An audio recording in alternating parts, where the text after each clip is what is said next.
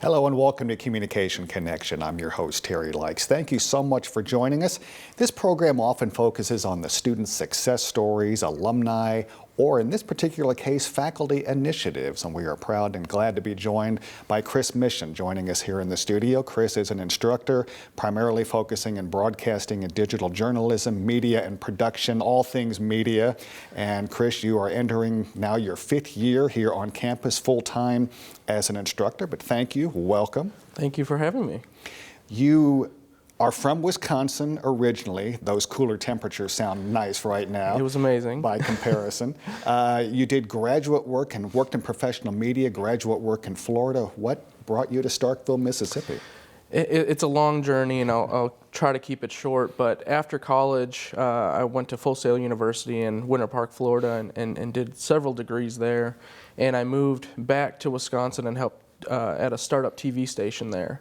And it was a very small production. It's a low power station, and we actually broadcast our show out of Duluth, Minnesota. So we had to drive our show to Duluth because this was in the day of tape, and we couldn't just stream the show up to them and have them display it. So we would drive the show 60 miles every day.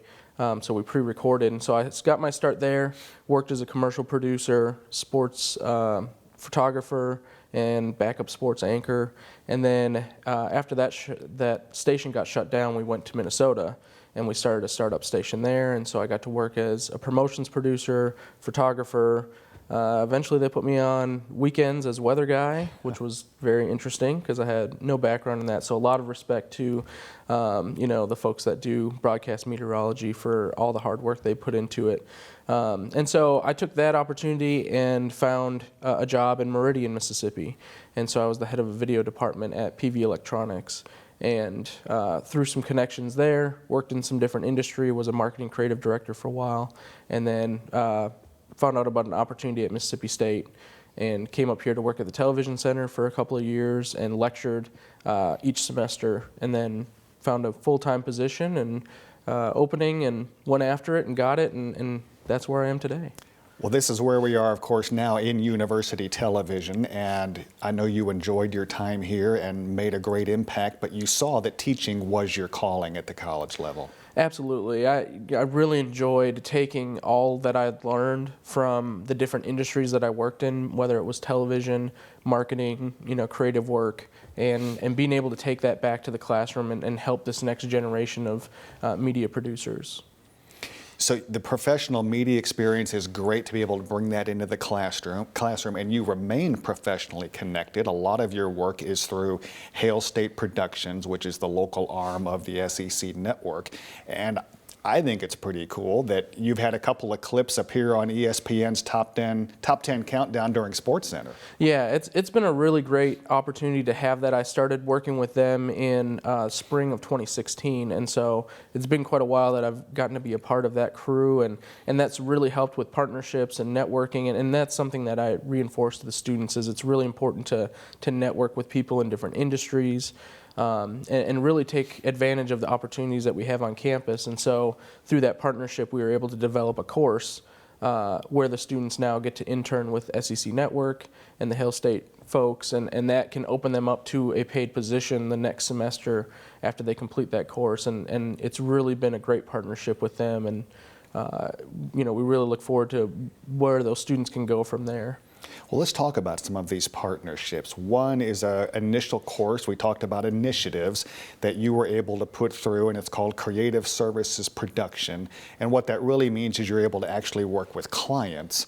I know with typical or traditional media outlets such as the campus newspaper, campus radio station, university television, but other students in other areas like public relations, media production needed those outlets as well. So creative services production, client-based work, tell us about that. It's a great way for students to kind of, get an alternative to broadcast journalism and see where else they can use the skills that we're developing in the intro and advanced TV production courses. So, getting to work with clients and finding out what kind of product, they're looking for, and really take advantage of, all the different areas that we have on campus, different departments, but also outreach outside of campus. And so, I asked the students to go and find people in the community that could really take advantage of those services that might not have a lot of money in a budget for a commercial production, and they get to, work with people in the community to do that.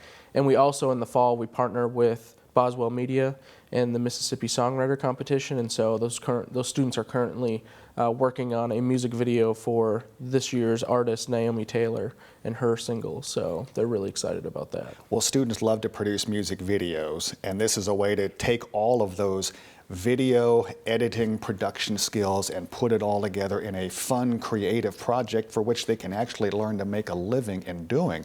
But the Boswell connection is one that I think also shows students that value of networking, right, and developing those partnerships, because we happened to meet those people with Boswell and it took off from there, and you've gained recognition and even award-winning output from that. Tell us about that. Yeah, the students have put together some very high-quality music videos, and so they've been able to win awards in national competitions for students, and they've also been selected into the Magnolia Film Festival.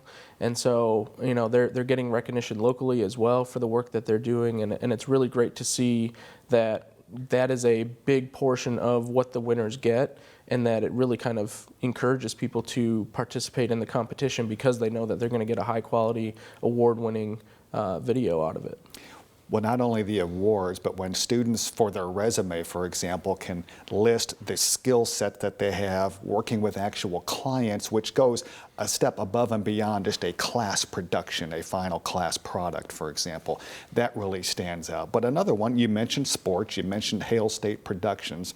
So because of those connections as well, a common theme here in this episode, you were able to use your connections with Hale State Productions and develop a course for those who have an interest in sports media production. Mm-hmm.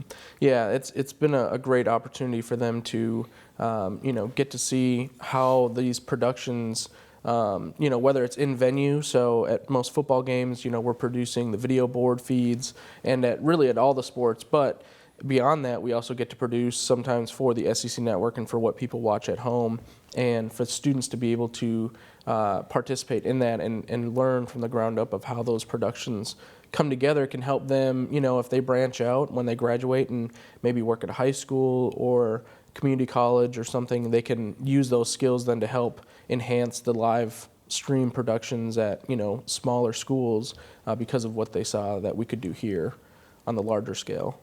Well, we greatly appreciate all of the impact you've been able to make. And as if you're not busy enough in the classroom and out of the classroom, you mentioned the Magnolia Independent Film Festival, for which you're now in your second year, I believe, as the director of that.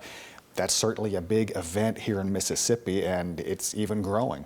Yeah, so I've completed my full second season, and we're just getting started now with this third season that I've taken over. So this is our 27th year, and we're the first and longest film festival in the state of Mississippi, and that's a big thing for us to kind of celebrate because of going through COVID. A lot of film festivals kind of weren't able to recover from that, and so during that time we had done a drive-in to keep the streak going, so to speak, and so we've continued to do that. And last year we had a sellout crowd on our final night, which was amazing, and we showed a lot of Mississippi films that evening.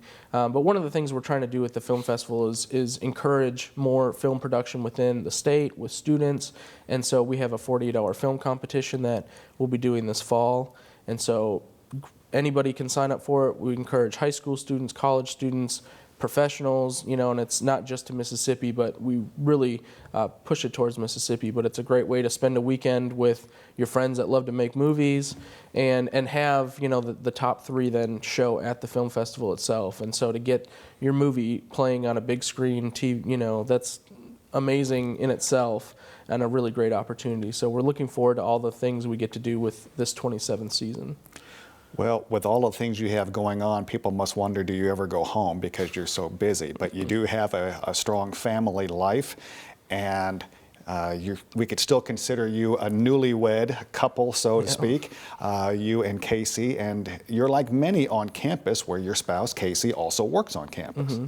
Yep, she works at the Alumni Association. She absolutely loves it, and we're excited because we're expecting in November, And so that's going to be a really great addition to the family, and getting to go to a lot of events. She loves coming out to watch sporting events. Even if I'm working, she loves to come and watch and see what's on the screen from my camera position. But I also have an 8-year-old son, Parker, and Parker comes to a lot of events as well, and really enjoys that aspect of it. He gets a really unique opportunity of getting to go behind the scenes of a lot of the opportunities I have here on campus, but I've also taken him to my old station back in Minnesota, and he got to see kind of where I got started in a way.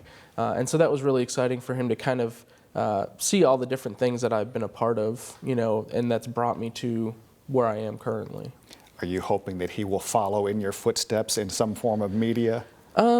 I think he shows interest from time to time. He has his own camera, and he likes to put stuff together. He I think wants to be a YouTube star, like probably many of this generation coming up. But I think he just really enjoys what it is that I'm doing, and that might not be his interest going forward, but at least he shows some interest in it. And it really helps with just kind of our time together and getting to hang out. And we like to do a lot of sporting activities, so that's kind of really what we share is that love for sports. Well, that's great. Not only passing things along for him, but for your students as well. You obviously have a lot of interaction with students, and in our final moments here, what type of advice do you like to pass along?